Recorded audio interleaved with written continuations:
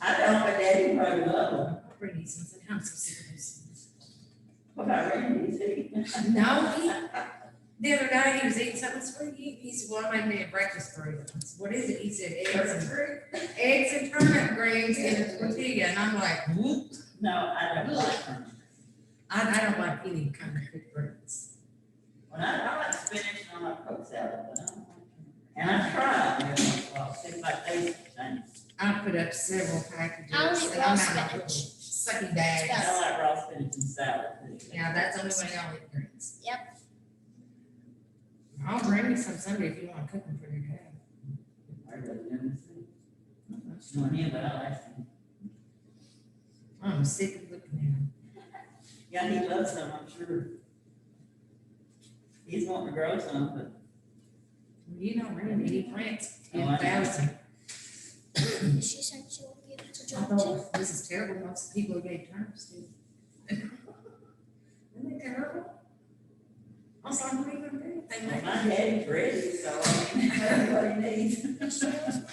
I ain't made turnips, I just made greens so far, so. Miss Cheryl He's is gotta not go to going the to kidney be. doctor in Jonesboro Wednesday, and he does not. Hey, Mama, I have a question. Do you want to turn it so that they You gotta can say see it for everybody? kidney. I thought about it, but I don't think I'm gonna do that. Okay. Okay. And Dr. Spades wanted to go, said, I don't know what else to do, potassium sky, I mean, dangerously in the danger. But cutting back on potassium is not good in the eating, so it's, you know, sodium's too high, creatine or whatever that is, it's too high, you know, all that stuff too high. They took coke on the Little Rock down there, and they pretty much said the sclerosis and the other things probably gonna beat you before cancer. So I think, I gotta take him back to Jonesboro and see what they wanna do. I think they're just gonna let him ride it in. I don't think he can do much. So, I don't really think it's going to do any good either, but Dr. Spades said, I don't know what else to do, he may give us a suggestion of something else. They Don't take ask my away wife. all this food he loves, so. She'll give you a 30-minute lecture on parsley tea.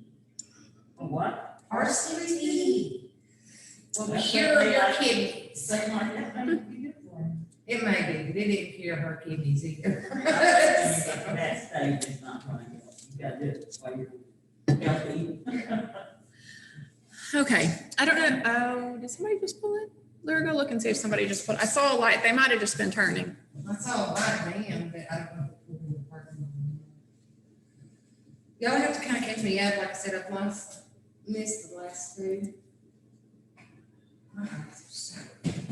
We missed you Tuesday. All doctors' offices. Usually Tuesday, I don't know why all doctors want to make their appointments on Tuesday. That's But they what, do. that's what, They decided to take a shortcut through the parking lot. Barbara Powell was saying that at the, It's always Tuesday. I don't know why. okay, well, this is probably us, so let's go ahead and open with a word of prayer, and then we will get started. Dear Heavenly Father, thank you so much for this beautiful day that we have had. Thank you for the cooler weathers and the change of season that shows your power and control of everything. Thank you so much for the opportunity we have to gather here tonight, to study your word, to fellowship with each other. I pray, Father, that you will be with all those who are sick, especially in our community. Be with those that are unable to join us for the study because of health issues. Please help us to remain healthy so that we may continue to study your word and worship you and provide care to those that we're providing care for. Please be with us as we go through our study tonight.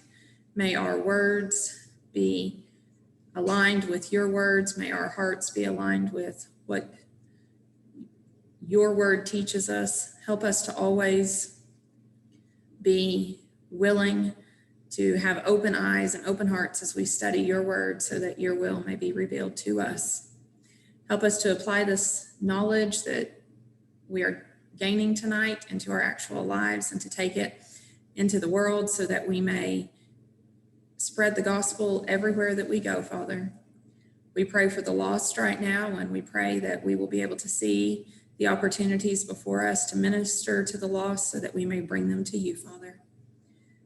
Thank you so much for your son, Jesus, his willingness to leave heaven and to come to this earth to be a perfect sacrifice by completing your law. And it's in his most holy and righteous name that we pray. Amen. Okay, so we'll skim back over last week. Susan, were you here last week? Okay. Was Misty? No, Misty said she wasn't here. No, I forgot. Are you listening? Okay. Okay. So let's see here. We started chapter 2 looking at idolatry, and look, Month 2. it says chapter in my thing. Hi. Looking at how idolatry, this looking specifically at a graven image, but idolatry, is really anything that we put before God or put on the same level as God. And last week, it was a very long question, which was chapter 6, which covered chapter 23, starting in chapter 23 of Exodus and went through 31. And it was asked, she had some chapter titles, and she wanted us to look at the chapters and see why these would fit as good chapter headings. And so chapter 23 was a jealous God. And there were several places in chapter 23 where God is talking about, don't mention other gods. I, God, am appointing you these feasts so that you're throughout the year, so that you always have to come back and focus in on me.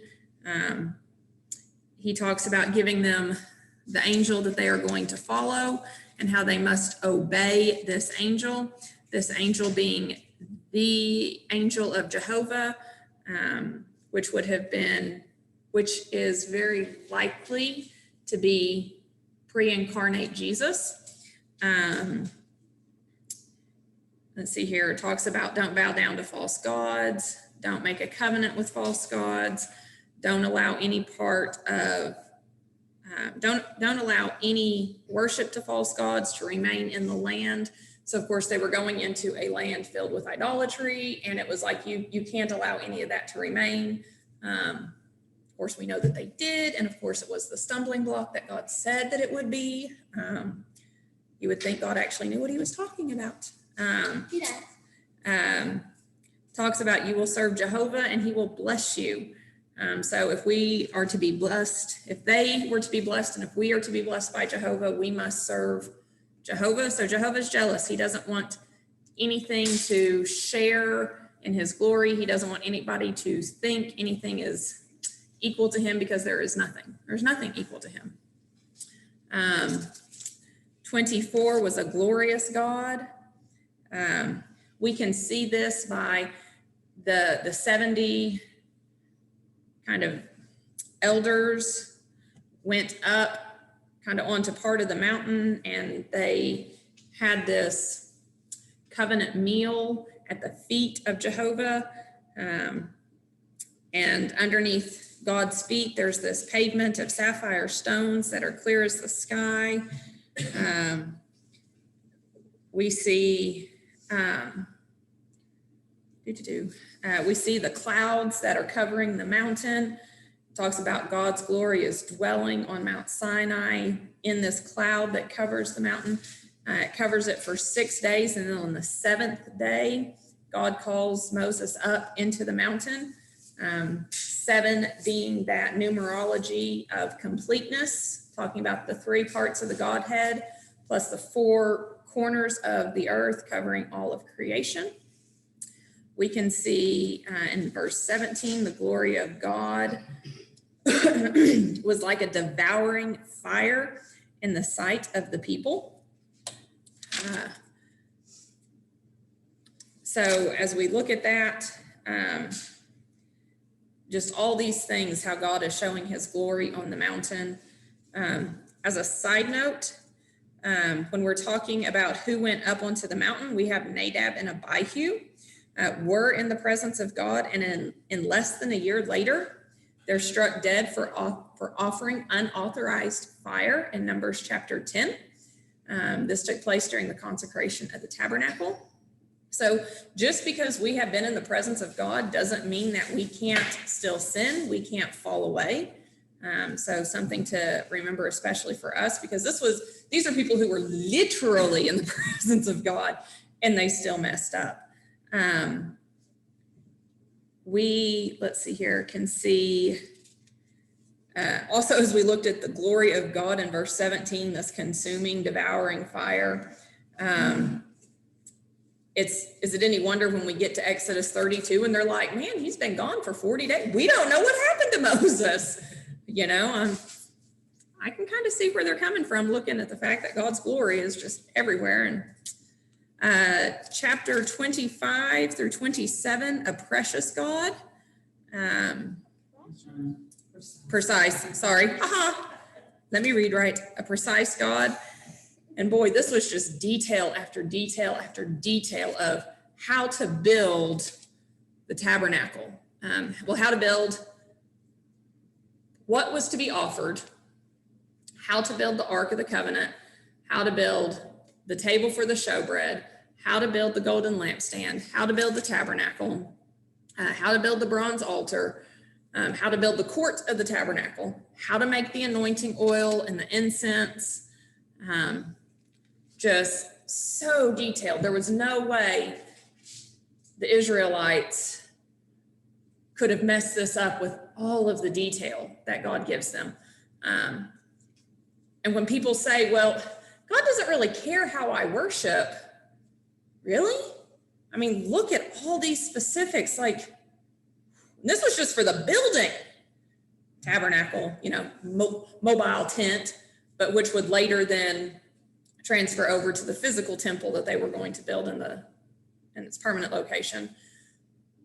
But if he is that specific about just the building that they were to worship in and how they, where they would be offering sacrifices and such, I think it's pretty clear that if the building makes that much of a difference, then how we worship God clearly makes a difference. And there was just a whole bunch of stuff. A side note here, we talked about the cherubim. Well, I say we, I had this in the notes that Cheryl said she used, but the cherubim is talked about on the Ark of the Covenant. And if you want to have a good description of the cherubim, Ezekiel chapter 1 and 10 offer a really good reference. Oftentimes we see these little cute little kids and, oh, such a little cherub. And I used to tell people, if my child ever looked like a cherub, I would run if I didn't die of a heart attack first. The cherubim are a warrior. They are a warrior class of heavenly beings. We don't know a lot about them. We do know that in Genesis chapter 3, cherubim, being plural, were placed outside of the garden to keep Adam and Eve and all of mankind from going back in. We can see in Ezekiel that these are heavenly beings that have wings. They're the only heavenly beings, like angels. We often see angels shown with wings. Angels are always, when we see angels being messengers, they are always humans in human form. They often have this glowing appearance from being in the presence of God, just like what we see happens with Moses after being in the presence of God. But cherubim are actually described as having wings. At one place, they are described as having 4 faces. In Ezekiel 10, flaming swords. Like these are not something you want to fool around with. Not cute and cuddly. They are not. And it's important to realize that Paul talks about this, about the fact that there is a war, a spiritual battle that is going on. We cannot see this. We don't know what the spiritual battle looks like, but it's clearly going on, and we have a warrior class heavenly being described here. So just really fascinating. Angels don't have wings, cherubim do, and cherubim are not cute, cuddly little things. Let's see here. Okay, 28, a holy God. Okay, here. In chapter 28, it talks very much, goes into great detail about the priestly garments, particularly for the high priest. The high priest and the priest in general were set apart in their worship attire. The way they were to dress had significant meaning. The priest represented, they were responsible for the nation of Israel unto God. The high priest had onyx stones on his shoulders that had the names of the tribes written on them. These signified the fact that they bore the weight of the people on their shoulders. Whereas we fast forward to the New Testament, Jesus bears the whole weight of the world on his shoulders. We can see on the breastplate, we have a stone for each of the 12 tribes that are close to the heart. We also have the Urim and the Thummim, which we don't actually know what they are, but they were likely stones used to cast lots before God. So this would have been God actually, how he spoke, how he directly conversed with the priest in a sense to help make decisions. But all of these were to weigh close to the heart, which is exactly where Jesus kept Jesus had the whole world in his heart as he is, coming to this earth, as he is fulfilling his earthly ministry, as he's getting ready to go to the cross. He's thinking, he's begging, please God, please don't make me have to do this. But yet he says, your will, not mine, because he knows that this is the only way man can have salvation and redemption. And then we have another important, hang on. That's over here on 29. So those are interesting things to help shadow again of the high priest going into our true high priest of Jesus. We have these garments which are costly. They are fit for a king. Nobody else had any type of garment like this to wear for the service. And so very unique and set apart. The priest had the placard on his head, holy to the Lord, to very much show that it was his job, his responsibility in terms of helping the people worship, and to help him, help the people see what his job was, but also as a reminder to him. Let's see here. So we have these pure and holy garments. Also, the regular priest were to wear white linen garments, and even kind of the underneath of the high priest's garment was a white linen garment. And when you think about this white linen, and then when you realize how much sacrificing and how much blood there was, as moms, we're all going, my kid has to wear white ball pants while they're out doing what? We freak out about that. But imagine this, white garments to deal with blood, But again, that pure and holiness, and then the cleansing with the blood. In verse 42 of chapter 28, it has a really interesting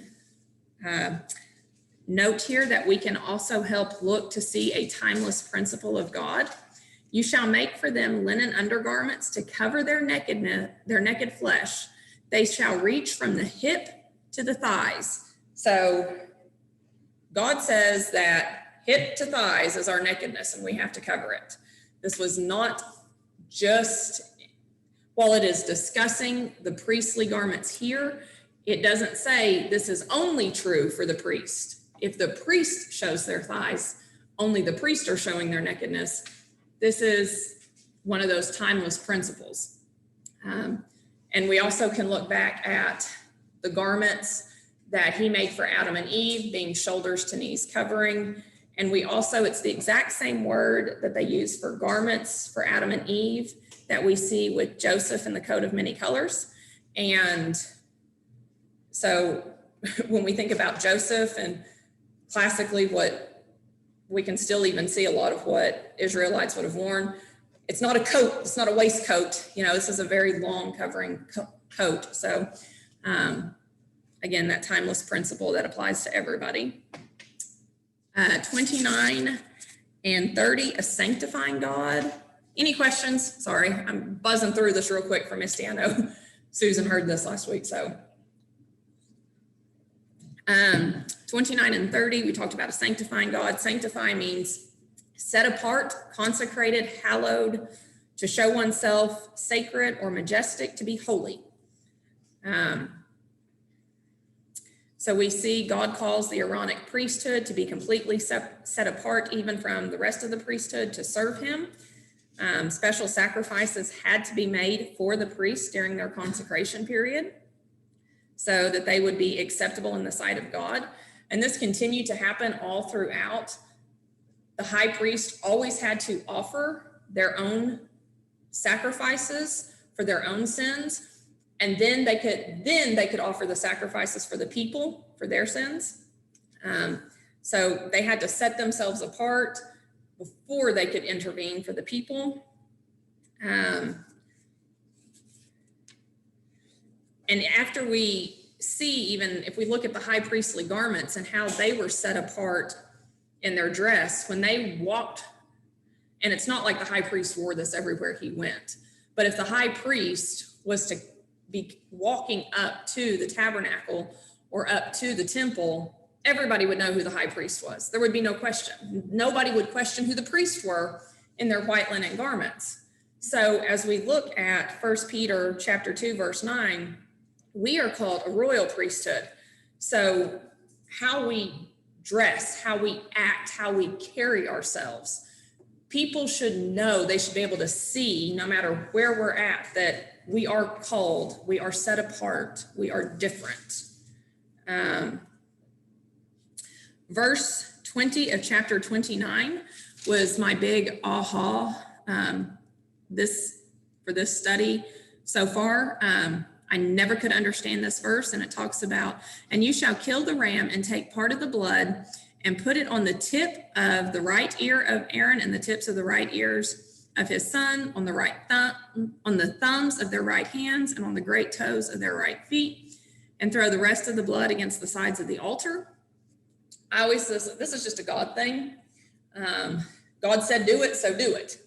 And as I was studying it this go around, I had a song pop into my head, and it talks about see from his head, from his hands, from his feet, sorrow and love flow mingled down. This consecrating the priest with the blood, the ram's blood, is another shadow of Jesus to come. As we think about the crown of thorns placed on Jesus's head, the nails that would have pierced his hands, his wrist, and then the feet. So the high priest, yes. So the high priests really are in this consecration process, and the priest in general, the Aaronic priesthood, this is really a semblance, this shadow of Christ. So we can see that he is sanctifying them. He is setting them apart, just like he sets God apart. Chapter 30, the altar is set apart. It's very special. You couldn't use this altar of incense for anything. We have the bronze basin. Oh, I need to make a copy of that. We have the bronze basin where they would wash before going into to do their service. And it's really a cool thing to look at when you look at the order of how where's my paper? The tabernacle is laid out. I dropped my Bible the other day, getting it out of the truck. I was so mad, caught on something. There it is, about lost my mind. But when you look at the setup for the tabernacle, we have the altar, and then we have the basin, and then we have the holy place and the most holy place. Again, this shadow of what was to come. The sacrifice came first on the altar, or for us on the cross. Then the priest would wash in the basin, just like we are washed in the waters of baptism. Then they can enter the holy place, which for us would be the church. So again, God doesn't do anything by accident. It's so amazing how when we study the Old Testament in detail, we can see everything that we do now, we could see beforehand. So he sets aside this basin. The anointing oil and incense, very specific, could only be used for God's purpose. And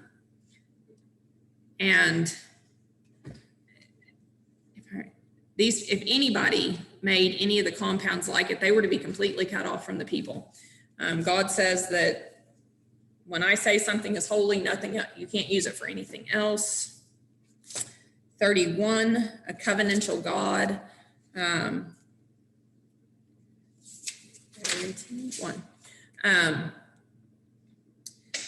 God expected Israel to keep the Sabbath holy as an outward sign to everyone that they were a special people, a people with a bond and a contract with the one true God.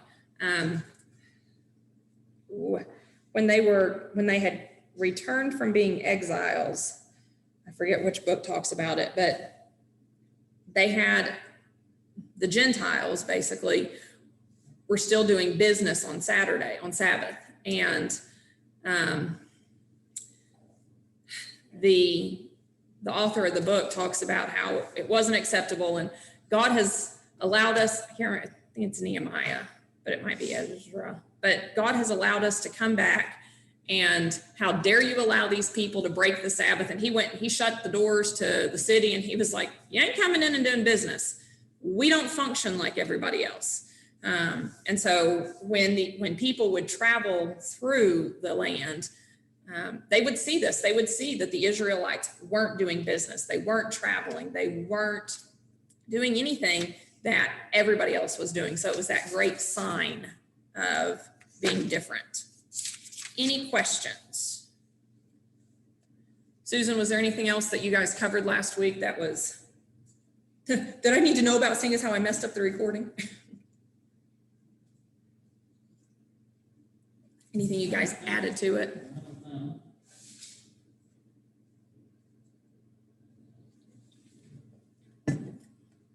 That was a real fast synopsis of a whole lot of reading.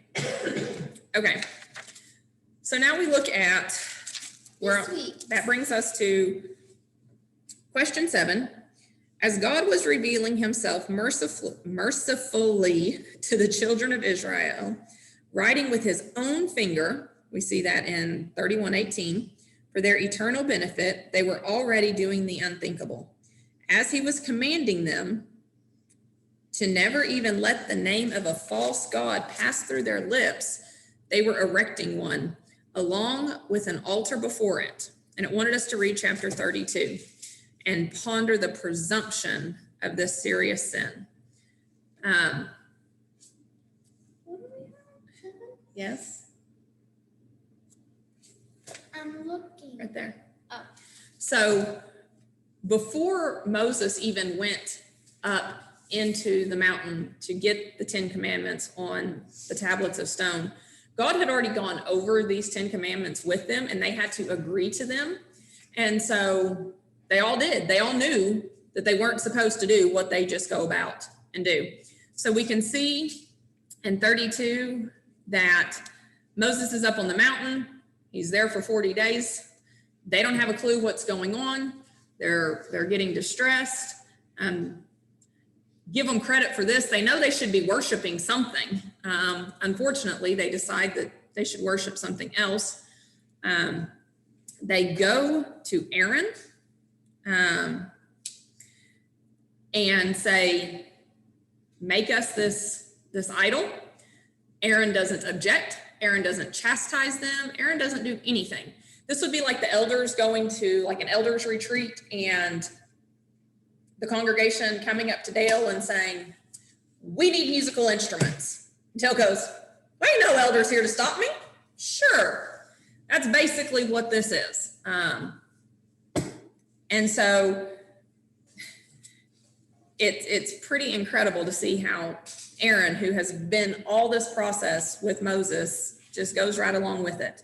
Let me bring this over here so I can see. You know, he tells them, sure, go bring me the gold. It appears that Aaron is actually the one who even makes this golden calf. So again, it's just incredible to see what Aaron does here. I think he pretty much folded the peer pressure and he was scared because they were getting kind of Yes, wild. yes. And I think they scared him and he was like, okay. Yeah, he doesn't, which it also makes you wonder because God had called it was Moses, Aaron, Nadab, Abihu, and the 70 elders. Okay, we're talking 1 million plus people here. That's a lot of people. Okay, I get that. There's a whole lot of peer pressure going on. But that's why that would have made 73 people who would have been considered leaders who should have been down there, all of them saying, it's one thing to go just to Aaron and Aaron folds, but where were the other 72?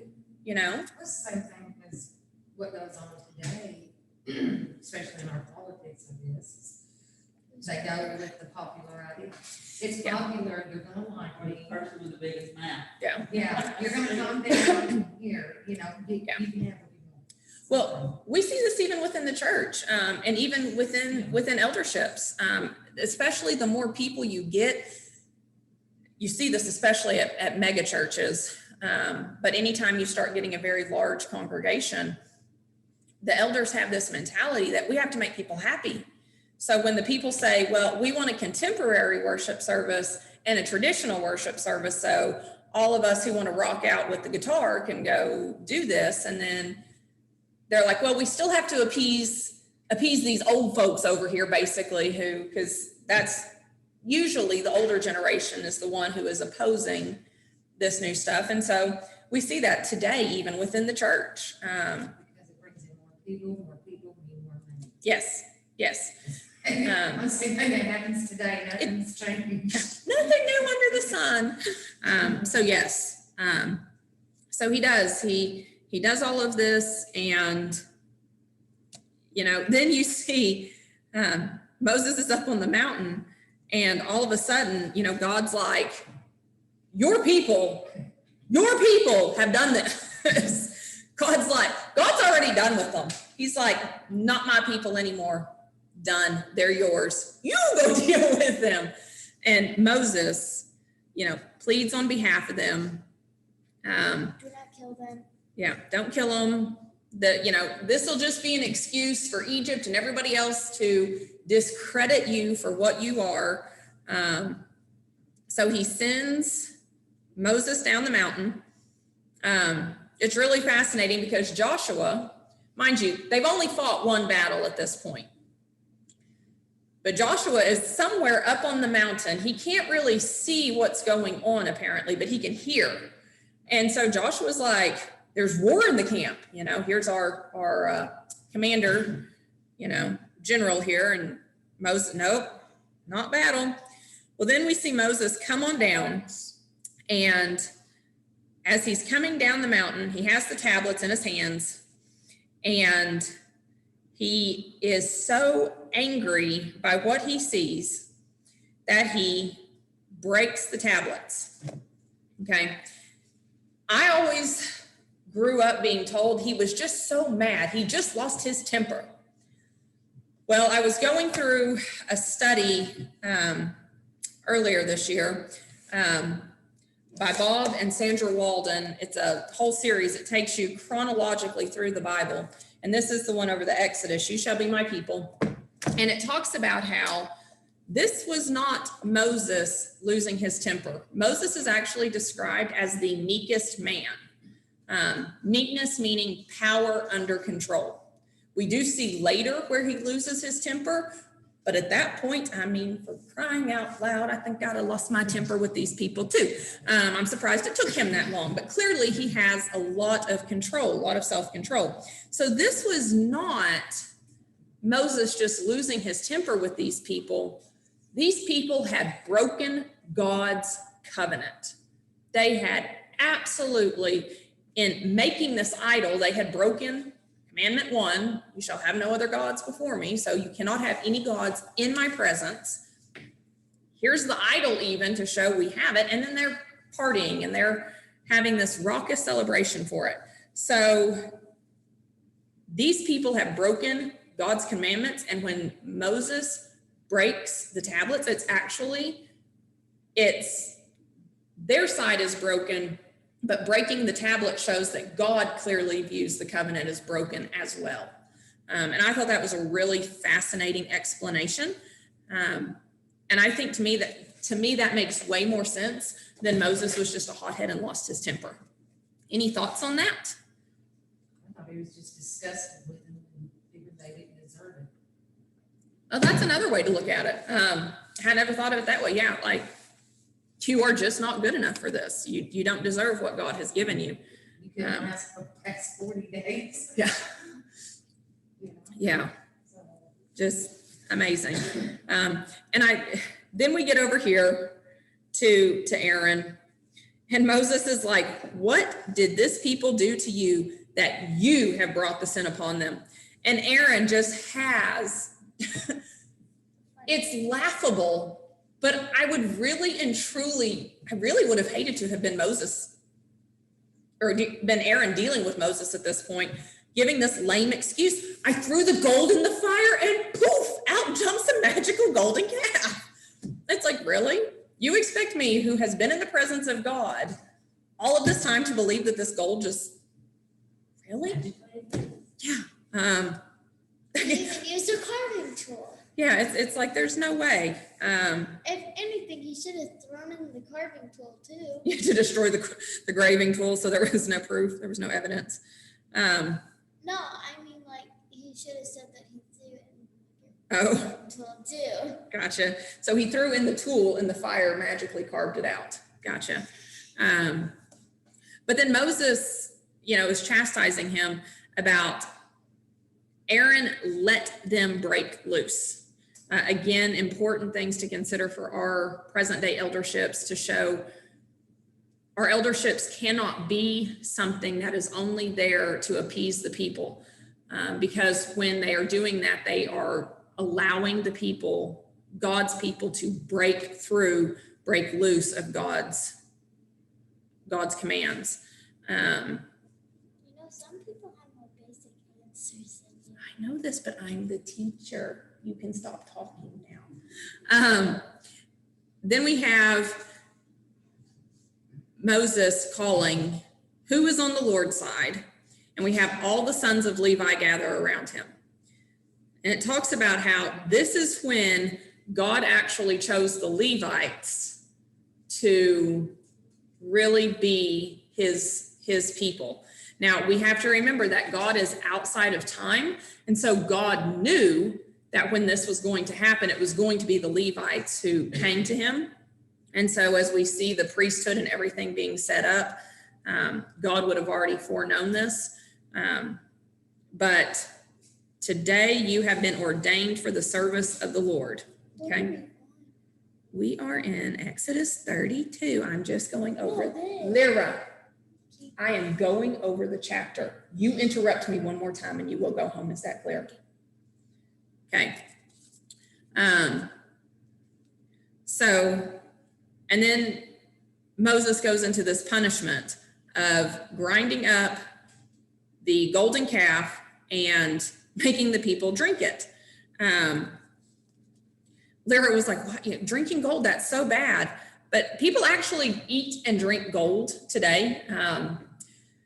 I learned on a TV show many moons ago that there's actually some liquor that has gold in it, has gold leaf in it. I know that in some fancy restaurants, they will gold leaf cakes and different foods. So people do eat gold. It makes me wonder though, since this was such a punishment, if maybe eating gold is actually uncomfortable somehow in your system. Probably a lot. It's a metal. just Yeah. like, You know, so Yeah, it's Yeah. a probably- little bit, it's not gonna hurt you, but a lot, so. Miss you. Yeah, you might have some GI issues. Might have some kidney stone issues too to follow that up. Who knows? So, It was Yeah. probably like 20 pounds.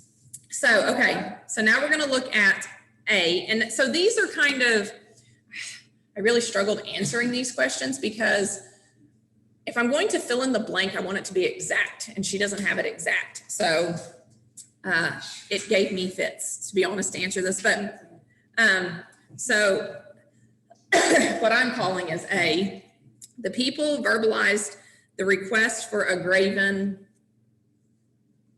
image. They had to break off what? Golden earrings. Golden earrings. And quite literally, this means to jerk off, to tear off. So Tear out As their ears. the question is, would you have broken the rings to get this off? Or would have actually had to have like pulled it out of your ear? Did they have them that look like pierced ears back then? Or Yes. they clipped? No, they had piercings. Piercings have been around for a long time because we can also see, Were they more permanent? I'm just saying if you had to rip them, they were. I would imagine they are because of course they wouldn't have had the stuff that how we put backs on earrings now. Lots of hoops and how they do this. These earrings also might have been some type of way to show that they were slaves, to be honest, even because when we look at the whole Levitical law, there is a part that talks about the servant who, if he wants to remain within his master's house, going to the doorpost and piercing the ear with an awl. So There's a song about it. yes, there is. So yeah. For those cattle people, yeah. So I don't know, maybe if these golden hoop earrings would have been a way for them to have symbolized Egyptian captivity. It's a possibility. Or status. Yes, because I know in the Middle Ages, slaves wore collars, and they would have been of a metal that you really had to work to grind off. So it's very fascinating as to what this really means, but bottom line is they had to either break the gold or tear the ear to get this off. They had to pack them up and deliver them to who? All right. Aaron had to find a graving blank tool. She says, surely these instruments were not just everywhere since they were not supposed to be making images and they did not yet have the commands for tabernacle building. I'm wondering if they didn't already have it though, just based on the stuff that they came out of Egypt with. Like in a toolbox or something. Yes, I did not look up what this tool might have looked like, how much of a specialty tool it would have been. But if we remember, one of the main jobs that the Israelites had was to make bricks. That was, and so I would imagine that as they are making the bricks, they would have to shape it with something. Yes, ma'am. I picture a graving tool kind of like with a spoonish shape on one side and on the other side kind of like a chisel. Maybe. I guess I need to look up some images of that. Okay. Chisel next to it. E, someone had to build a blank for melting. A what? Mold. A mold? Oh, yeah, okay. I had fire. I didn't really know. That one I was. An assumption. Well, they had to do something though, because if they were melting it down, They had to have a They had- mold. yeah, they had to have they had to have the fire to heat it up. They would have had to have had a mold, something, or at least they would have had to have created a mold. to have built this. So they had to do something. Aaron had to suit up for work in extreme blank heat, okay, because we're melting this, and with melted gold, okay. I have not messed too much, even though Dale welds, I have not messed around a whole lot with superheated metal, but I know it gets really hot just cooking. Fudge or divinity. No, but I cook with a cast iron skillet. And cooking with the cast iron skillet, I am constantly, having issues. So, I mean. You have to like touch the cast iron skillet to move the handle. Yeah. Like, All right. that thing is all metal. Like, there's no separation between the handle and the pot. All right. Aaron built an blank altar in front of the calf. Okay. Aaron proclaimed a blank day, feast day, mixing worship to God with obeisance to an idol. They butchered the animal to offer to the God idol image. Yeah. Yeah. They got up blank to do this. Early. Okay, I'll stop for a minute. Early to do this. Okay. They transported various peace.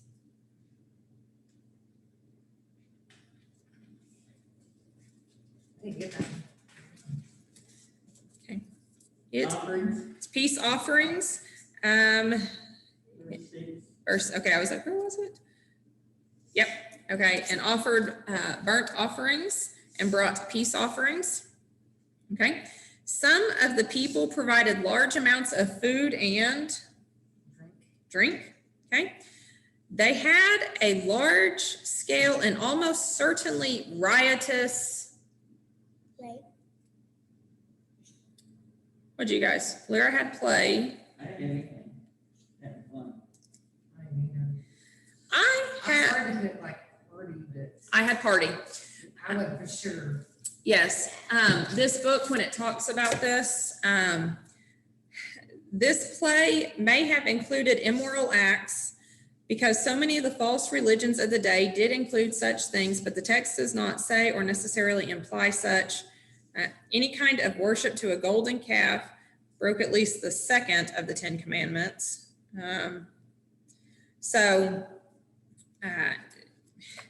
When you consider what type of worship they were used to, it was definitely not. I don't think that point they were worshiping anything. They were drinking and. They were just having fun. They was having fun. Yes, yeah. Yeah. I don't think there was any worship at that point. It was done. Well, you have to think about, though, at this day and age, one of the false gods is Molech. Now, the Egyptians did not worship Molech, to my knowledge, but as they're coming into the land of Canaan, they did. And one of the things they did when they worshiped Molech was they had this gigantic graven image, and it had his arms outstretched, and they would superheat this image. And then they would take babies and lay it in the superheated arms.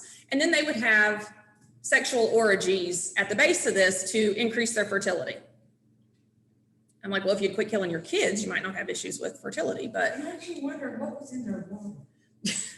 I mean, people. I'm telling you, it's. How many common sin? Yeah. I mean, really? Yeah, let's offer up our children and you will give us more. But so if that is going on at this day and age, if that's what they are considering worship, and we can see that in other things, Molech being the most prevalent, it's not unheard of to say, again, we don't know with in terms of what they were necessarily doing, but if they're doing that with Molech, then they're likely doing that with other false gods. So it is a party, and to what extent they were partying, who knows? Like I said, I think at that point they've lost control. They were, Yeah, you know. agreed. Seeing the way they act here, you can understand why when they went to a country, God said, destroy everything. Mm-hmm. Everything. Yeah. Don't let it be a temptation to go back and act like fools again. Okay. And yes, So the second part, no doubt similar to what they had witnessed as slaves in Egypt. They made great noise by blank. Okay, singing. Worshiping. Okay. They were singing, they were playing music. I said worshiping. I'm like, I don't know, because that's what they were supposed to be doing. Think about how some people worship even to what they call worship today. I mean, they make lots of noise. Stop, that picks up very loud on the mic. Okay. So they were, I mean, they can call it worship. They were singing, they were back then also the musical instruments, so they would have been playing something most likely. I put shouting. Shouting? In verse 17, it says Joshua heard the noise of the people as they shouted. Okay, good. Yeah, you're right. Probably a much more accurate answer. Okay. And Joshua heard them. They blank likely to music in revelry. Danced, okay. As a dancer.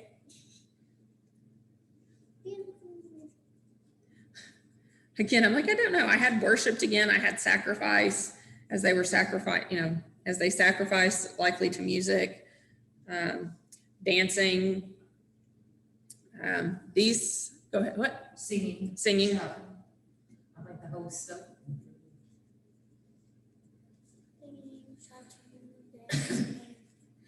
Seeing. This kind of celebrating takes a lot of energy and presumption. All right. Blank lied about the origin of the calf. Aaron. Okay. The people who were pre-breaking the command did so with vigor and purpose. Nothing about, and the whole point of this is to show nothing about what they did in chapter 32 was an accident.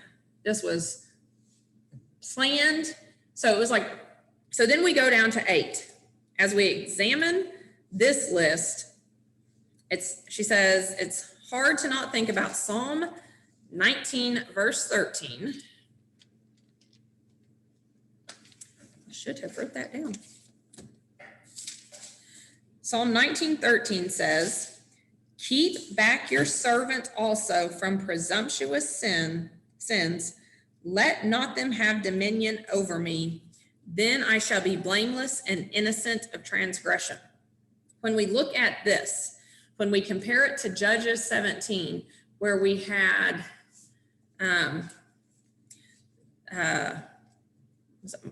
Micah, where, when they go through this process of just stealing the money from his mom, giving it back to her, dedicating it to God, dedicating it to a false idol, making the idol, making the shrine, ordaining his sons and ordaining a Levite. We have this same devolution here of make us an image. Sure, here's the golden calf. Oh, let's do an altar. Oh, let's have a feast. Oh, let's do this. And it just keeps building. That's how all sin is. All sin is that way. Sin is like fire. It will consume you. And it doesn't take, missing worship. Boy, it's easy. You're sick. You don't feel good. You miss worship. You're still maybe not feeling that great. I'll just stay home one more week until I feel all the way better. Get to the 3rd week. I kind of like this sleeping in on Sunday. I can handle this. Let me just turn the TV on. You still feel like going to the grocery store. This is true. This is true.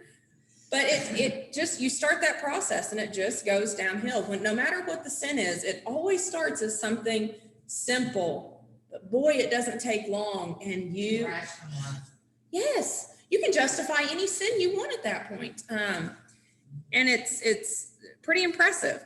So she says, define presumptuous from Strong's or your Hebrew lexicon.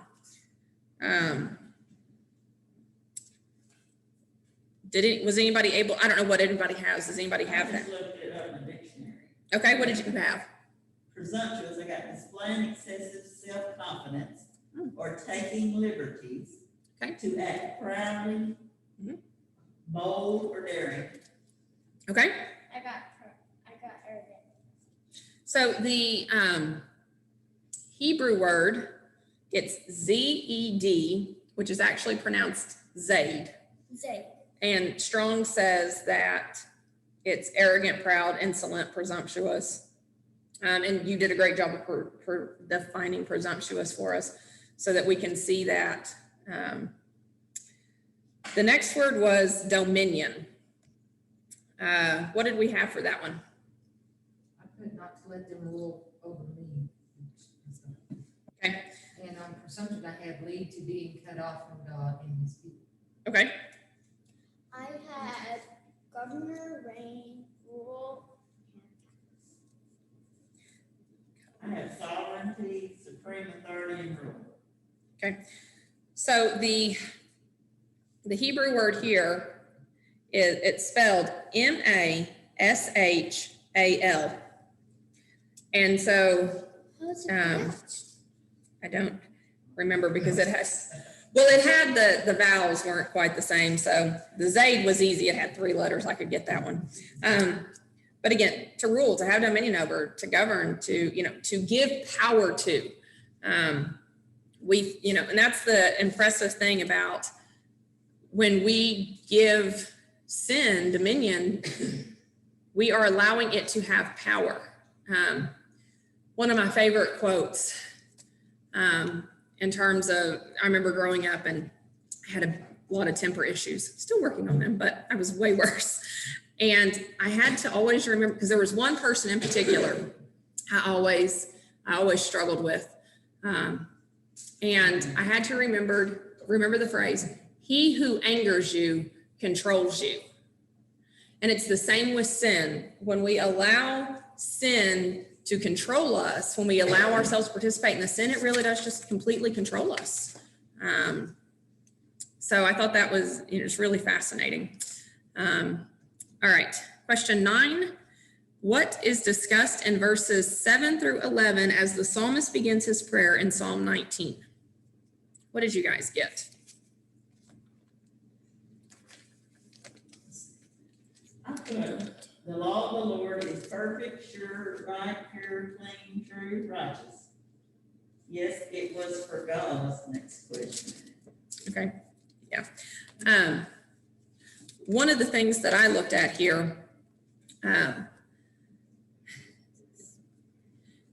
God's word, it rules, it commands, it's described as perfect. It is able to change us. Okay. Sin is able to change us too, but it's not for the good. God's law is perfect, it's pure. And so if we allow God's laws to change us, boy, think about what that can mean in our lives. But we have to allow it to change us. I got it. It's God's word is law and it's valuable because to keep his law is a great reward. Yes. So Yes. it's actually very tangible. Yes. It is. It is. We see over and over that there are physical blessings that can come with obeying God's commands. Partly just in doing right towards other people. I mean, if you do right towards other people, you are more likely to receive good back to you. But it doesn't matter what happens here on this earth. If we obey God, if we keep his commands, boy, talk about a reward that nothing we can really imagine compares to. So yes, that reward is so important. All right. Is this description in Psalm 19 true about the 10 Commandments? I put yes, it was for God's people who lived under the law. Okay. Question 9B. Just said yes. Okay. Okay. So the 10 are definitely true. as it's true with all of God's commands, all of God's word. The 10 are principles. The first 5 are principles of how we should interact with God. The second 5 are how we should interact with man. So show God respect, worship him the way he's supposed to be worshiped, and then show respect for people. It's pretty fitting that it says that it's perfect. Okay. All right. 10, the second commandment was a strict prohibition of the crafting or carving of any likeness of what things?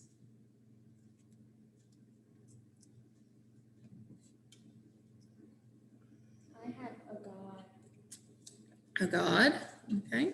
Put any likeness of anything in heaven above, or that in earth beneath, or in the water under the earth.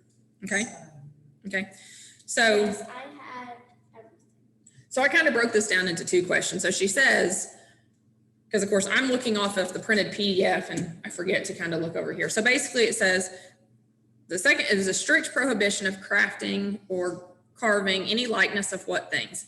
What things in the world of nature that they could see were included in the prohibition? So it was, Everything. for me, everything. For me, it was there shouldn't be any idols, any items at all that you would use as worship, that you would worship to. And it was everything. Imagine that. Nothing in the heavens, so nothing in the sky, nothing on the earth, and nothing under the water. Boy, you name me what's left. Nothing. So God was pretty clear. So at the end of question 10, what else was prohibited from contact with a graving tool according to a later verse in chapter 20? Lots of silver and gold. I said altar. So Lyra first said that, but I was looking at verse.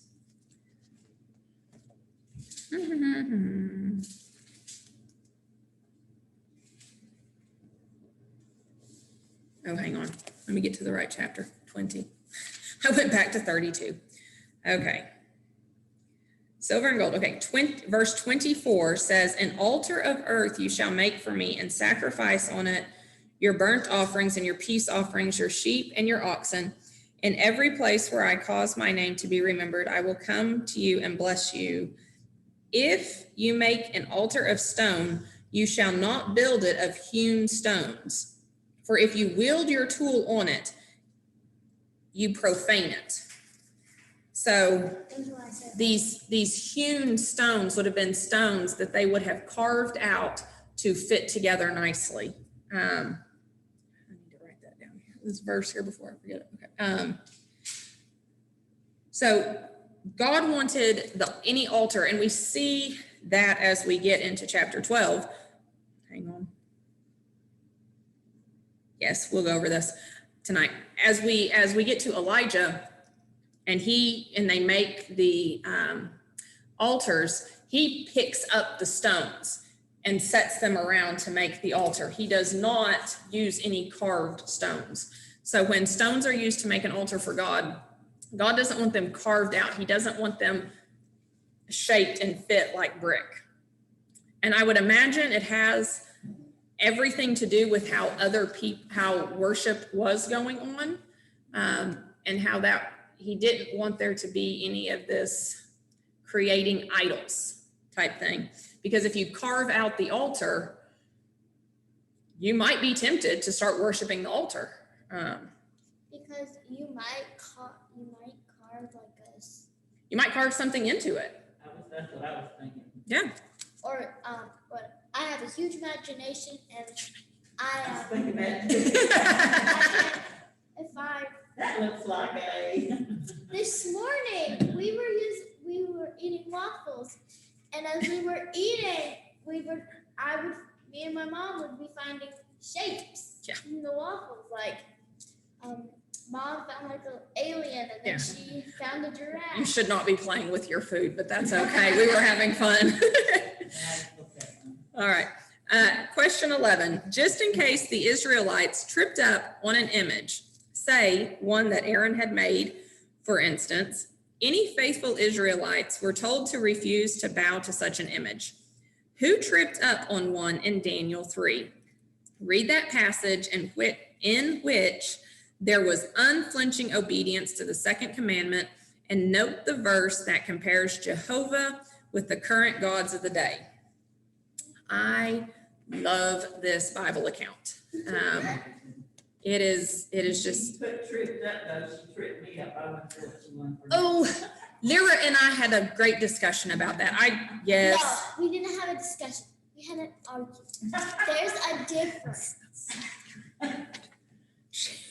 Yes, she was arguing with me about this. Just like you and Dad I are. learned something from her.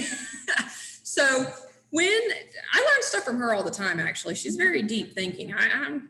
But as I'm looking at this, so many of them came to Aaron and said, make us this God. It doesn't say everybody came to him, but it does appear that everybody in the camp chose to worship this idol. So Everybody came up and said, Aaron, that's wrong. What are Yeah. you doing? Stop carving. Yeah. Stop.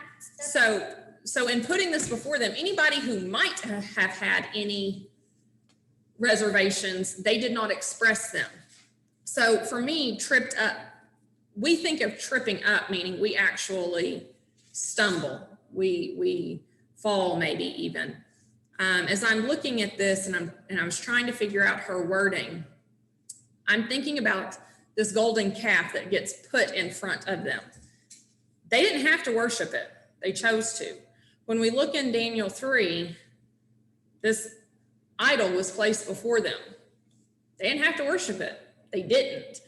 So when I'm seeing her as saying tripped up, it's something that comes up before us and we have to make that decision. What are we going to do here? So Are we going to step over or around, or are we going to decide to try and walk through it? She's not Shadrach, Meshach, and Abednego. that's what I have. Yes. We have, and no, we do not have just Shadrach, Meshach, and Abednego. What do we have? Can you read it? What did you do? I know Hananiah, Hananiah, Mishael, Mishael, and Azariah. Azariah. So we classically refer to them as Shadrach, Meshach, and Abednego. But when you look, the names were changed, and we actually can see when these names are changed, they are actually paying homage to the Babylonian gods. And so while we say Shadrach, Meshach, and Abednego, I think is actually how the way you say it. Abednego.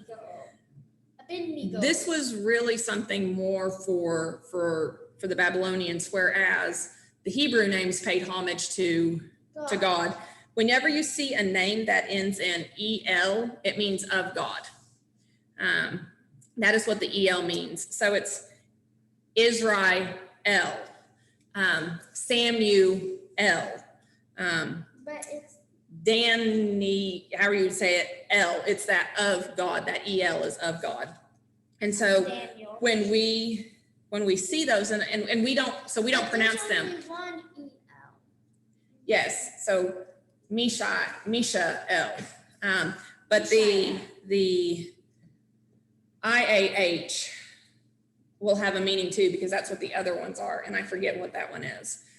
But so those are things, because we don't pronounce it the way they would have. We've just Samuel. Well, it's Samuel. We say Israel. So Israel. names had meaning in that culture, whereas we don't do that today. So we look at this, a little bit of backstory on Daniel and his three counterparts here. They are, when we look in Daniel 1, these would have been high-bred men, essentially. These would have been of the royal household of some kind, maybe not necessarily princes, but they definitely would have been very high-ranking within the nation. That is why, and they were some of the finest looking, which was why these four were brought to Nebuchadnezzar's palace to be taught and trained. One of those things that you just don't ever think about. Recently, I guess it was within the last year, I was reading something or watching a video, and it talked about the head of the eunuchs. These 4 young men would have been made eunuchs. They would have been castrated to serve in the service of Nebuchadnezzar. And because they were good looking and clearly highly intelligent, they were chosen to come learn the ways of Babylon. We have this account for Nebuchadnezzar makes this image of gold, and it's huge. 60 cubits height. Cubits would have been the length of the forearm, so 18, about 18 inches. So quite large statue of gold with a breadth of 6 cubits. How many feet would that be? Do math. Why don't you do math? So let's see here. 18 times 6 divided by 12. We're talking 9 feet tall, and 18 times 6 divided by 12. What did I do? I did something wrong. You did the exact same. I did do the exact same thing. That was not right. 60. That was 9 feet wide. 60 times 18 divided by 12. Wrong button. 90 feet tall. 90 feet tall. Okay. 9 feet wide. How many inches? None? None. It came out even. Okay. So this is a gigantic statue of gold that is erected. The king calls everybody who is a political leader basically to him, gives them the order, you're going to bow down whenever you hear this music played. And whoever doesn't is going to be cast into the burning fiery furnace. Of course, we see this happen, and certain people, it says, came forward and maliciously accused the Jews. It's the same thing that we see happen with Daniel. It's very malicious, and they're plotting. These are clearly, the Jews are clearly still thought of as they're not thought of as highly by the outsiders. Because God has blessed them, they are rising to power. They are doing great things in service of the king, and they are jealous. And so they want to get these Jews. So they come forward with the king. The king brings them forward, and it's like, all right, boys, here's your chance. Bow down or die. And I love their answer. You know what? Our God can do this, but even if he doesn't, we're not going to bow down to you. This is a great example of, it's a great argument against situational ethics. Situational ethics argues that it is okay to sin given certain circumstances. Somebody breaks into your house and they say, is anybody else in this house? And you say no, because you're trying to hide your children in the back.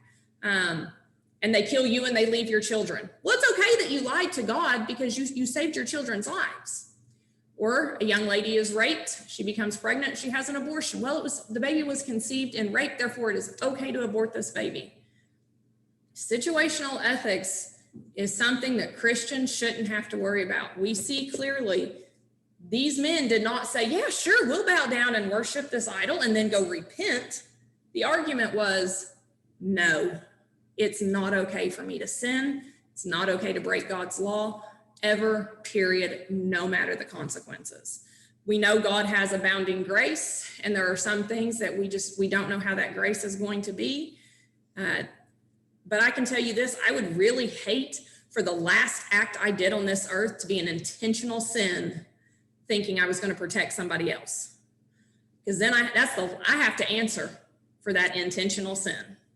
And I don't really know how God's going to see that. So clearly we have these Jewish men who they know very clearly, we're not supposed to do this.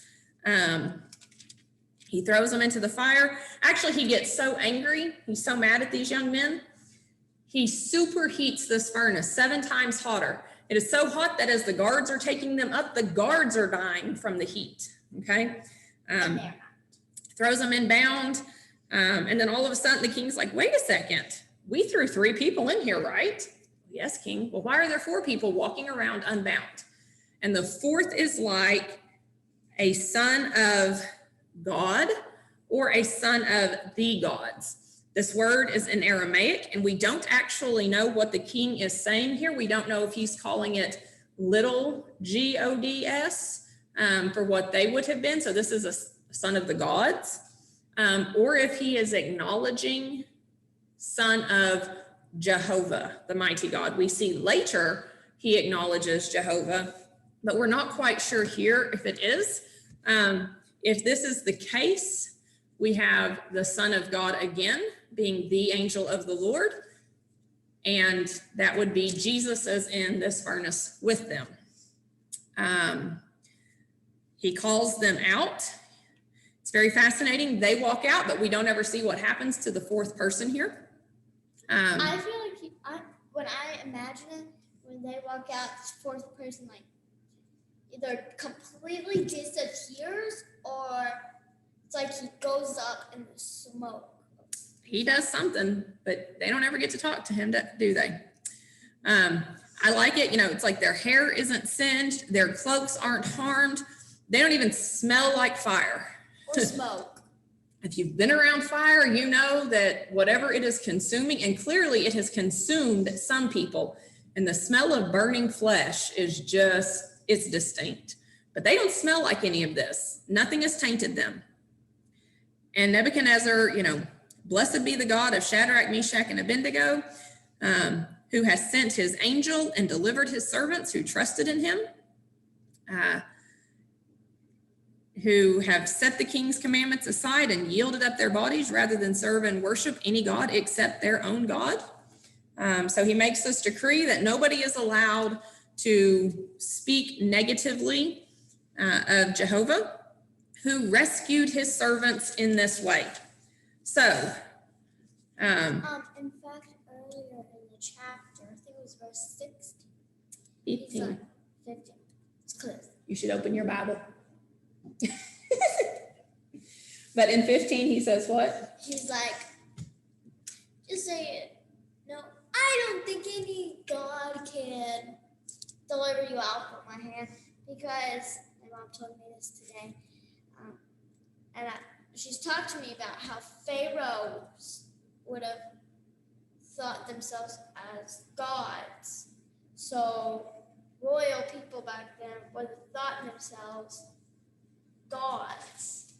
And he's like, basically he's saying, what other God do you think can save you from me, who is a God? There you have it.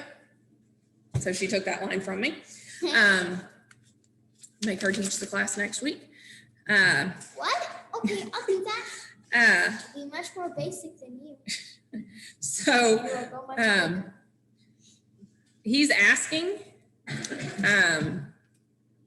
and so this is the second part of her question, where find the verse that compares Jehovah versus the other gods. What verse did you guys find? I got 29. 29. 29. So in verse 15, he's like, who can do this? It's like Pharaoh. Who is your God that I should let you go? Nebuchadnezzar says the same thing. Who is this God? Well, in verse 29, he realizes who this God is, because no other God could rescue anybody from the fiery furnace, because no other God is real. No other God. All right. Talk, move, do anything. So, Move. all right. No, one more. 12a. So 12, let's notice 6 obvious immutable facts about graven images, and in turn contrast the nature of idols with Jehovah. A, they do not move or lead people. People move them. We were to read Isaiah 46.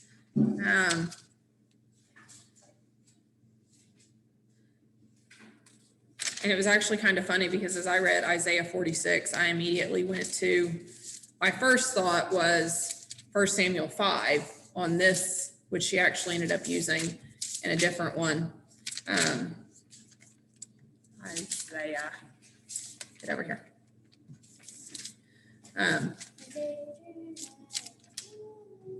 So in Isaiah 46, it talks about the idols of Babylon, comparing it to the one true God. You know, these idols, they can't do anything. They require us, and yet they don't do anything for us. So what examples did you guys have of where God Jehovah actually moved and or led his people somewhere?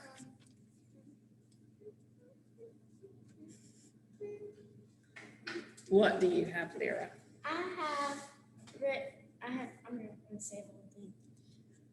No gods can move or lead a man/men except God, such as when he led the Israelites out of Egypt, and I did not put a P on that P. So obviously the first thing that's probably coming to all of our minds is the Exodus, okay? Were there any other times where God moved or led his people that you guys thought of?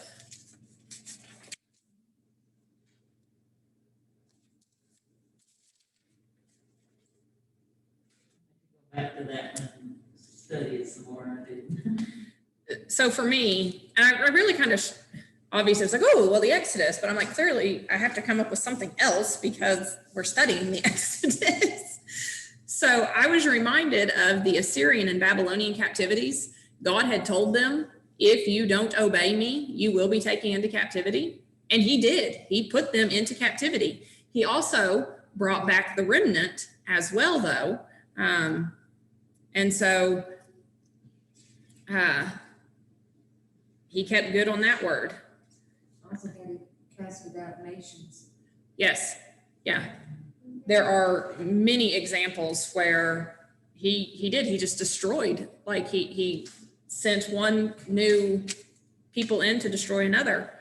I also thought of when Joseph had his family come to Egypt, thought about Abraham. God moved Abraham, leave here, go there, and he led him around in the wilderness. Thought about Paul and his missionary journeys, where Paul wanted to go places and it was no, and then come over here. So Old Testament and New Testament. I also think about Stephen when he was taken to the Ethiopian eunuch, and then after he was with the Ethiopian eunuch, the Spirit of God led him somewhere else to go evangelize more people. Jesus was led by the Spirit into the wilderness to be tempted. So Old Testament and New Testament.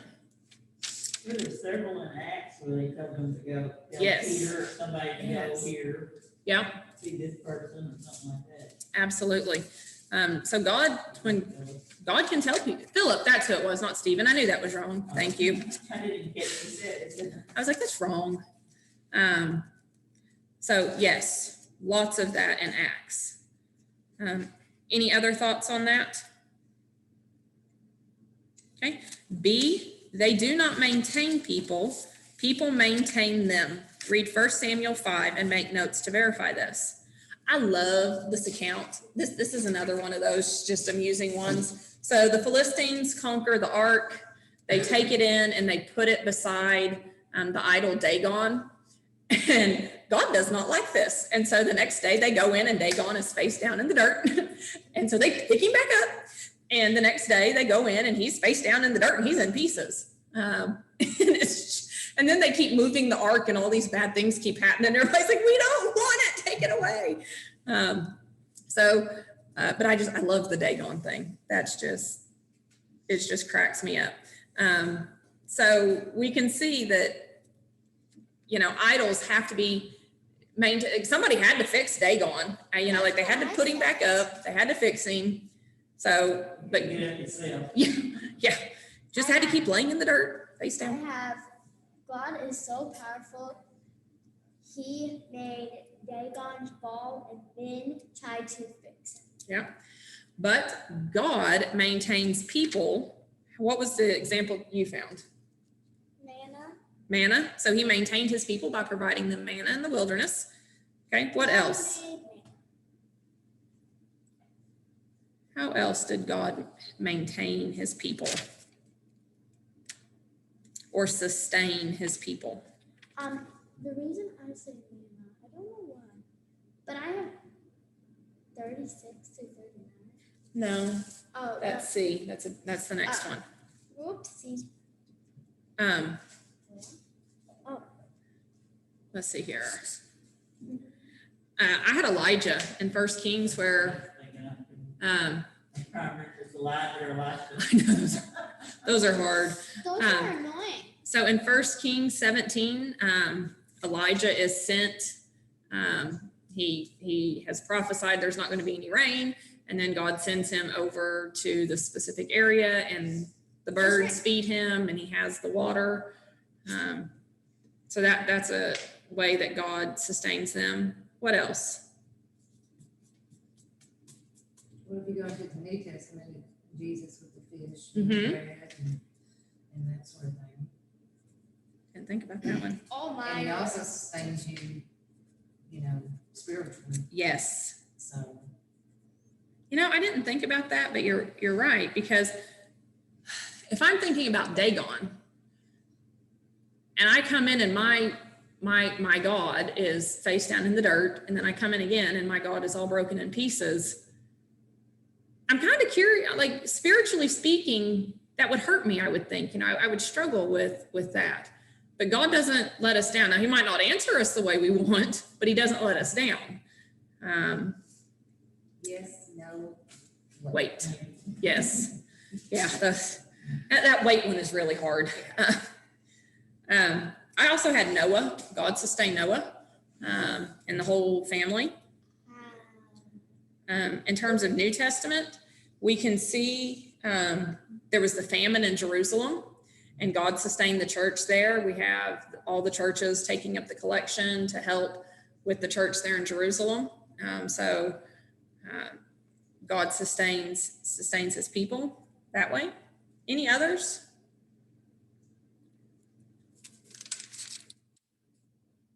Obviously, all the things he did with the Israelites as they wandered. Okay, and then If you look at Paul, all the perils of Paul, Yes. all the stuff that happened to him, the shipwrecks and all the stuff, beats and stones, yes, he survived all of those. yeah, and bore it gladly. Well, and spiritually sustaining, we think of Peter and John, where they're taken before the leaders they're told don't go preach Jesus, and then they do, and then they pull them in and they beat them, and they count themselves blessed to be beaten for the cause of Christ. That's definitely spiritually sustaining. How many of us are really looking forward to the persecution that is coming in this nation? But they did it gladly. All right. C, they do not see, hear, or speak. They are merely seen. 1 Kings 18. This is another one of those accounts that it's amazing. So we have, again, we're dealing with Elijah and the bad king Ahab, and God sends Elijah back to go prove God. 2 Kings. Those first things. I am in 2 Kings. Oh. You're right. It is 1 Kings. I have to get to the right book. All right, there we go. So he comes and he confronts King Ahab, and I love verse 17 where Ahab sees him and he's like, "Is it you troubler of Israel?" And, it's amazing how far gone Ahab is, that he can't tell who the real troubler is. I think we've all known people like that, even within the church, who have gone so far. As we look at this, then we have him saying, well, gather up all these prophets and come up and we're going to have a contest. We're each going to make an altar and we're going to sacrifice the bull, or we're going to kill the bull and put it up there, and whichever God answers us wins. He is God. And so it wants us to specifically cite what verses verify that the idols, these false gods, do not see, hear, or speak. Which verses did you guys get? 26 through 29. Okay, 26 through 29. Lazy to write it all. That's what Lyra put too, so not lazy. I didn't get that Oh, far. man, I wrote right. I said 30 so- instead of 20. That's silly. So, they put their bull up there, they build their altar, they put their bull up there, and they're calling out to Baal from morning until noon, and nothing happens. Baal, Baal, answer us. Okay, It is amazing to see the extreme they go to. Now, I know we all find this amusing, or at least most people. We get to verse 27, and Elijah starts taunting them. Now, what Elijah says is highly amusing. and And potty talk, yes. So, cry out louder. He is either musing, or he's relieving himself, or he's on a journey. Maybe he's asleep. You must get louder to wake him up. It is important to note, while Elijah does this, and we have it recorded, it doesn't say that God approves of this behavior, okay? Think about when we are trying to bring somebody to Christ. If we are making fun of their beliefs, are they going to be receptive to us? No. So we must bear that in mind, that as a side note, and we see this with many other behaviors of God's people, they are people, and the Bible records the history of their actions, not necessarily God's approval of them. So when you're trying to make disciples and you're trying to bring people to Christ, don't taunt them. It's a bad idea. In the meantime, we will laugh at Elijah for being ridiculous here. In verse 28, they cut themselves as they are trying to call aloud. And it says this is their custom. An important thing to note, God never requires our blood in terms of a sacrifice. Now, we will sustain beatings. We can see that with Paul and Peter and John. There might be physical harm done to us, but he doesn't require us to do it to ourselves. Self-mutilation, self-sacrificing of your own blood in this manner is never approved by God. All right. And then, of course, pretty easy, Elijah says, all right, God, you're the God. And God comes and just sucks up all this water and sucks up the stone and sucks up the wood and sucks up the bull, and just everything is gone. Sucks up the dust. He scorches theirs. When we burn stuff, there's always something left over. Ash. When you cremate somebody, even, we have the ashes. We have, you burn your logs and there's the mess. This is a fire like nothing humans have seen. Now, whether God had ever done anything like this before for the Israelite nation or any of his people, I don't know of an account that is recorded. There may be other accounts that aren't recorded, but boy, it's safe to say that none of these people had ever seen it, and we've never seen anything like this. That is some type of fire to take all of that. I also found it fascinating as I went through here, after all this happens, in terms of their gods not seeing and not hearing and not speaking, I grabbed verse 40, where Elijah has the prophets seized and then they slaughter them. We have just looked at Daniel 3 and how God protected his people because they wouldn't worship a false god. But Baal's prophets aren't protected by Baal. And so that's another thing where we can see he doesn't see them, he doesn't hear them, he doesn't care about them because Baal is not real.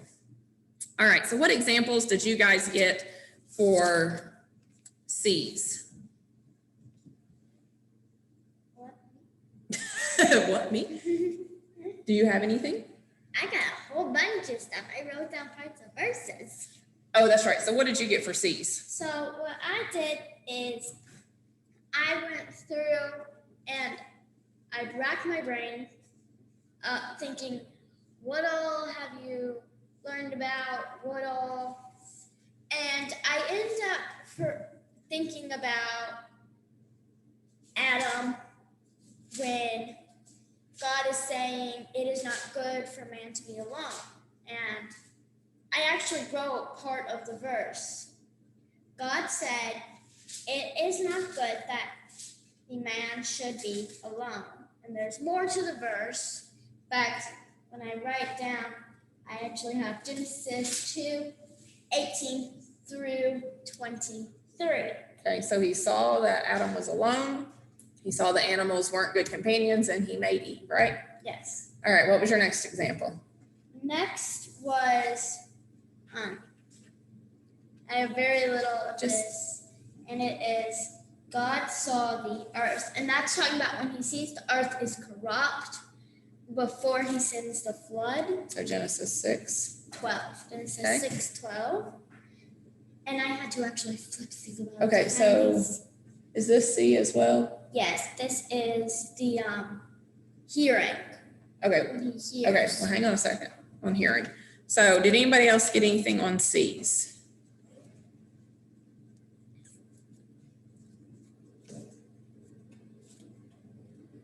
I have Genesis 11 where God came down and viewed the Tower of Babel. I did think about that.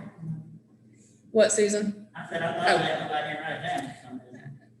I also had 2 Samuel 11 and 12. God saw the sin of David and Bathsheba, and then every other sin that followed with David as he's trying to cover up that sin. Talk about the snowball effect. Any others that we can think of? God saw them building that golden calf. That's what I was just looking to see if it said he saw them or heard them or. I don't know. It says that he did, that they were doing it. Yeah, he just knows that they are just by everything in God. All right. Any others there? What about hears?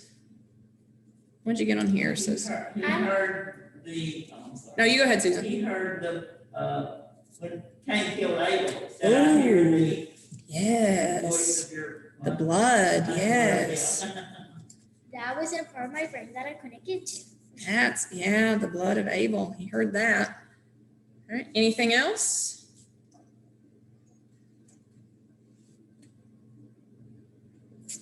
Well, there's things in the Exodus, everything where he heard the mumbling of people. Yeah, he heard That's their exactly grumbling. what I was going to say. I have what shall we drink, and then there's more, Yeah. and then and the Lord showed him a log, which is him providing. That was for the sweet, that was the water that was bitter. And turned gave into him the sweet. log. That is Exodus 15, and I have verse 22 through verse 25. Okay. Yeah. I had that God heard Hannah's prayer in 1 Samuel 2. For some reason, The that book really of- pops in my mind. The book of Job, you know, he hears Job and this, come on, God, I want you to talk to me.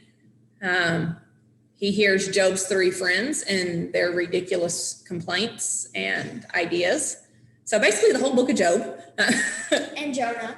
The Jonah one. We can look at Genesis 18, where he heard Abraham when Abraham was trying to reason or trying to, not reason with, but trying to dissuade God from destroying Sodom and Gomorrah to protect Lot.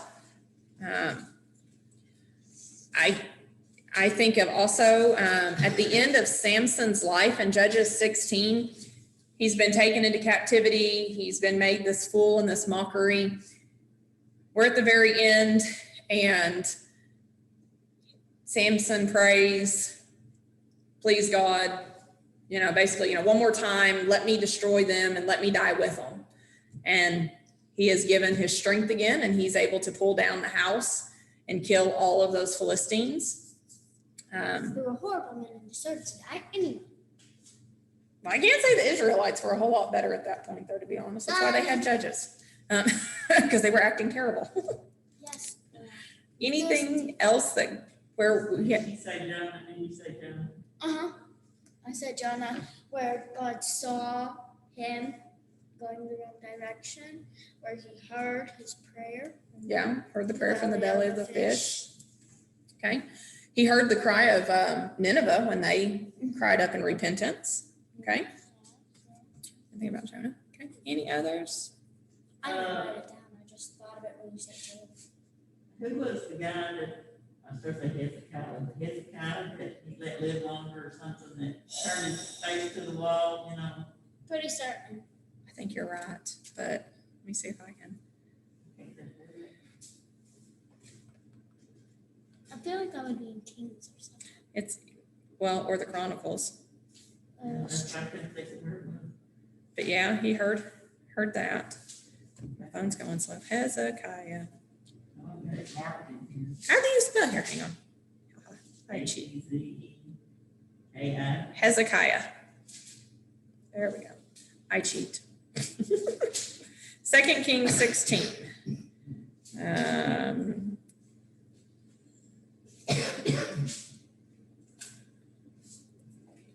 think that might be. Whoops, stop it. You say second king? 2 Kings 18 talks about Hezekiah. I heard 16.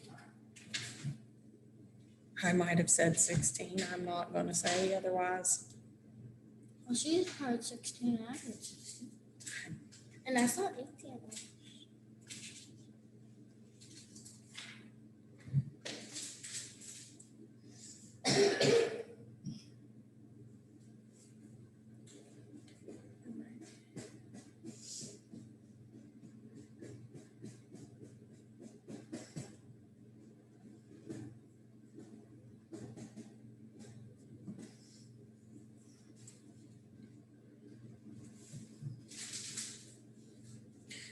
2 Kings 20. In those days, Hezekiah became sick and was at the point of death. And Isaiah the prophet, the son of Amos, came to him and said, "Thus says the Lord, set your house in order, and you shall die and not you shall not recover." Then Hezekiah turned his face to the wall and prayed to the Lord, saying, "Now, O Lord, please remember how I have walked before you in faithfulness and with a whole heart, and have done what is good in your sight." And Hezekiah wept bitterly. So, yes, Hezekiah. And then he basically was like, showed everybody stuff, and that's what led to the Assyrians. Okay. All right. What about speaks? Where does God speak to his people? What examples? I didn't have speech. Like Adam and Eve, when they picked up the Yes. I didn't. The Moses. speaks was when he was talking to people saying several he should times, not Moses. Yeah. Moses and Let's see. Noah. Yeah, Noah. Okay. The reason my speaks was when Abraham. he said, Yes. "It shall not be. It's not good for him to be alone." That was my speak. Okay. So that's why I have that. I again had Job. I love the book of Job. God spoke to all of them, and boy, yeah. He gave them Job at that point decided he didn't want to talk to God anymore. I had Gideon, in Judges 6, all the times that Gideon was spoken to. I had Acts 10, Peter and the Gentiles, go to Cornelius and, what I've called clean. Was that what Jesus said? I had that. Yes, that was another amazing one where all these people who would have been, because remember, everybody was going out to the Jordan to be baptized by John. And so there would have been a great crowd to hear this. I had Saul's conversion when Jesus meets him on the road to Damascus.